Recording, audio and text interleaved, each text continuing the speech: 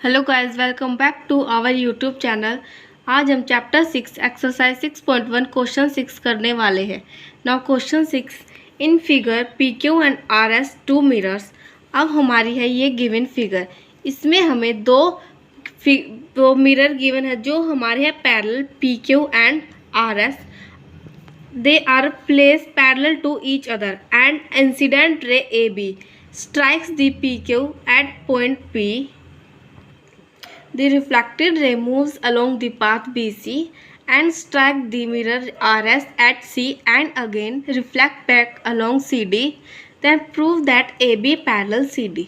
इसमें हमें दो मिरर प्लेस है PQ और RS जो हमारे हैं पैरेलल। उसके बाद हमारी AB एक इस इंसिडेंट रे है, वो हमारी पॉइंट P पर रिफ्लेक्ट हुई, फिर वो आई हमारी पॉइंट C पर, फिर पॉइंट सी से रिफ्लेक्ट होकर वो हमारी पॉइंट डी पर गई। अब इसमें हमें प्रूव करना है कि हमारी ए बी है वो सी डी के पैरेलल है। सबसे पहले इसमें हमें कंस्ट्रक्शन करनी है। सो कंस्ट्रक्शन, यहाँ पर हमें दो परपेंडिकुलर ड्रॉ करने हैं। So B M and C N.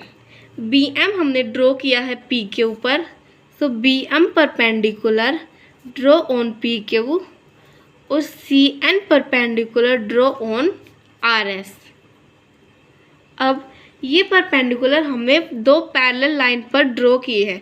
अगर perpendicular drawn on parallel line are also parallel, मतलब हमारा बी एम और सी एन ये भी हमारे पैरेलल हुए, क्योंकि हमारी जो पी क्यू और आर एस है वो हमारी थी पैरेलल लाइंस।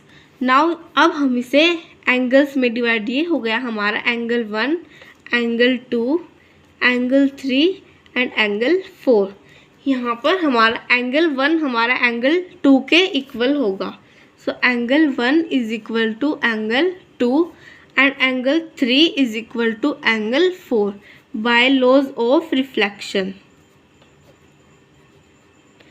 हमारे लॉ ऑफ रिफ्लेक्शन होते हैं कि हमारा एंगल ऑफ इंसिडेंट वो हमारा एंगल ऑफ रिफ्लेक्शन के इक्वल होता है। नाउ ये हमारी रेज यहाँ पर रिफ्लेक्ट करेगी, यहाँ पर हमारा एंगल ऑफ इंसिडेंट है एंगल 3, एंगल ऑफ रिफ्लेक्शन हमारा एंगल 4। सो एंगल 1 इक्वल हुआ हमारे एंगल 2 के, एंगल 3 इक्वल हुआ हमारे एंगल 4 के। नाउ अब हमारा बी एम और सी एन हमारी पैरेलल है। सो बी एम और सी एन हमारी दो पैरेलल लाइंस है और बी सी हमारी एक ट्रांसवर्स लाइन है।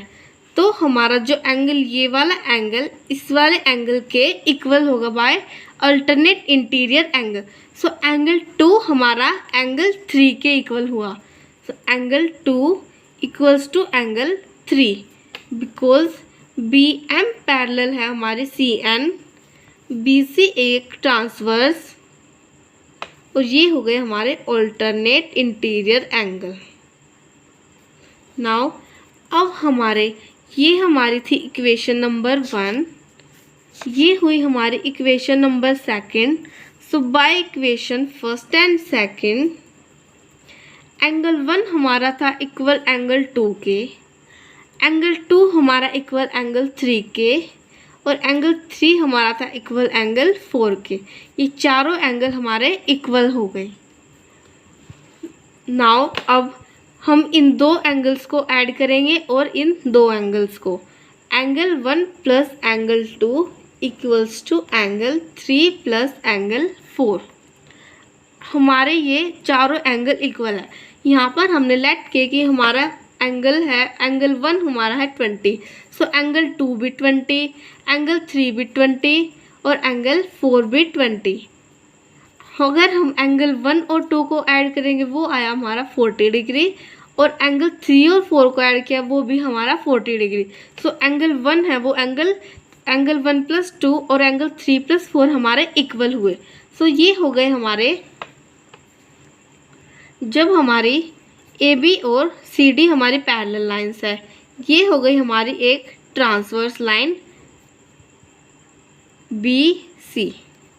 सो हमारा ये वाला एंगल इस वाले एंगल के इक्वल हमने प्रूव कर दिया। ये वाला एंगल इस वाले एंगल के इक्वल है। अगर हमारे अल्टरनेट इंटीरियर एंगल इक्वल है तो इसका मतलब कि हमारी ए बी है वो सी डी के इक्वल है। सो हमने अब सिंस ये वाला एंगल था हमारा ए बी सी इक्वल है बी सी डी के, therefore A B parallel C D. हमारे जो अल्टरनेट इंटीरियर एंगल तभी सेम होंगे जब हमारी दो लाइंस पैरेलल होंगे।